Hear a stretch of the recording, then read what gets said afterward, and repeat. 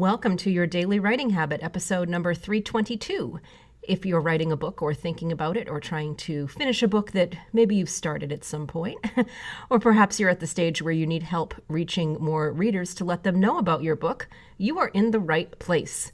Good morning, happy Thursday. I'm your host, Christine Whitmarsh, also known as Christine Inc., christine-ink.com.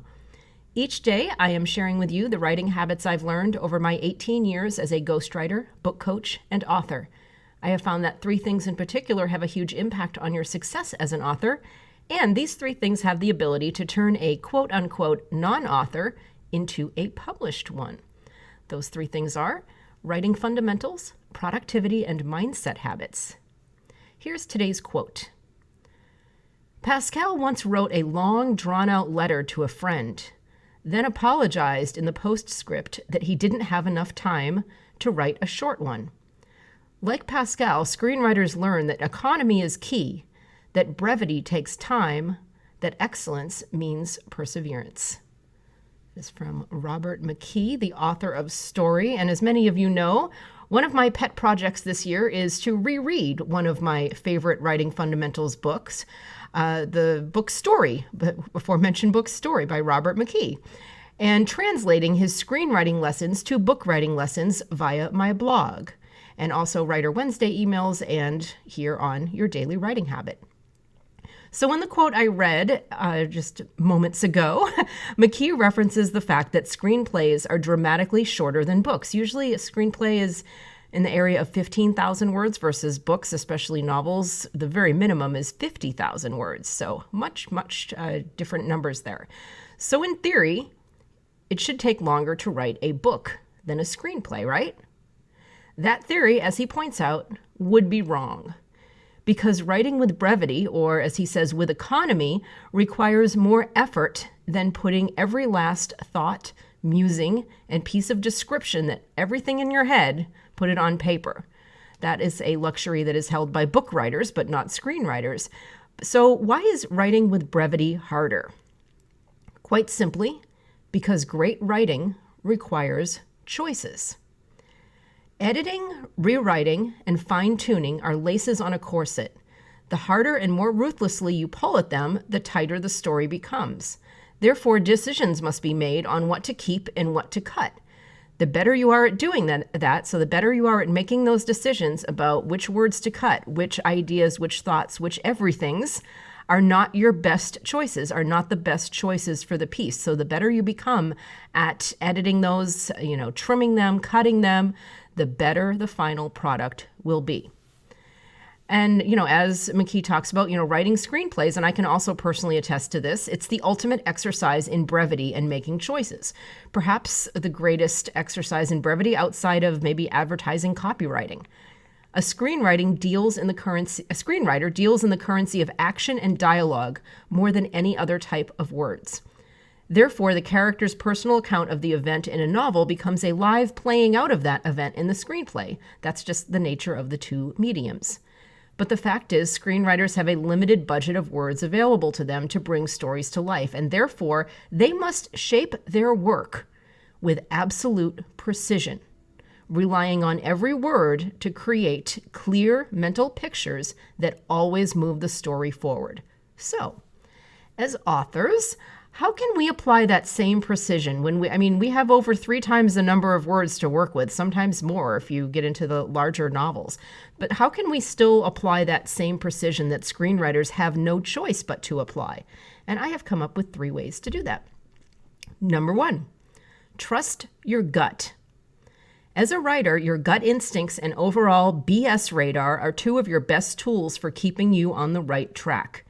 Don't override them for purposes like protecting your ego or cutting corners or saving time.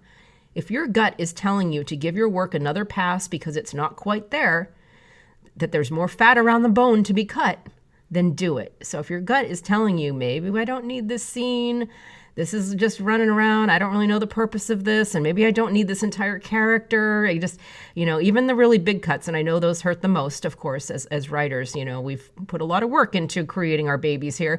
So, cutting those big scenes and characters and everything, it hurts. But if your gut instinct is saying, I'm not loving this, cut. All right, here's way number 2 about applying the same precision as a screenwriter does as an author of a book. Make brevity a game. So you can ask yourself, what's the shortest I can reasonably make this sentence without it losing its meaning or style? So there's a challenge for yourself. Turn brevity into a game and see how short you can make each sentence. Even if you need to edit it back longer, it's a great kind of exercise in general for you to do, whether you're, editing your book or just, simply mastering the writing fundamental of brevity. Turn it into a game and see how short of a sentence you can write. And I want to attribute this quote to Strunk and White, but it's something that I heard, and I don't remember where I heard it at this point, I think. But the gist of it was, if you can say it in 3 words, don't use 4. And way number 3, better development. So the third way to apply the same precision that a screenwriter must apply as an author to master the art of brevity. Better development. If you're still having trouble being succinct and you find yourself over-explaining things, whether concepts and ideas in a nonfiction book or characters and plot premises in a fiction book, consider if maybe you're doing it as a way of getting clear about your own work. So are you perhaps over-explaining because you're trying to explain your book to yourself? Just a thought. So how solid are you on the who, what, why, when, where, how of your book? So if you find yourself consistently doing this, so this isn't, that, one little area of your book is kind of running at the mouth, or, that you're just having problems with brevity in certain areas. But if you're consistently having problems with brevity, just consider the idea that maybe you're trying to explain the book to yourself. And it might be a good idea for you to just briefly revisit your drawing board, your development board, and asking those questions and just making sure that you are crystal clear, again, on the who, what, where, when, why, and how of your book before trying to move forward and write it and explain it to yourself as you write it. So in conclusion, writing with brevity is its own art form within the craft of writing. It's a core fundamental, which together with the right productivity and mindset habits can, as I always say, turn a non-author into a published one. And stay tuned for more lessons as I continue rereading, again, one of my favorite books, Story by Robert McKee, and adapting those lessons from screenwriting to book writing. We're going to have more of those coming soon. Thank you for joining me here on Your Daily Writing Habit, where I'm helping you write and finish writing an awesome book. And be sure and drop by my Inc. Authors group on Facebook for motivation, accountability, book writing, publishing, resources, and more. It's getting really active in there this year, so I'm super excited about my Inc. Authors community on Facebook. Everybody's helping each other out, answering each other's questions, supporting each other. Really love that group, Inc. Authors on Facebook. Until tomorrow, happy writing.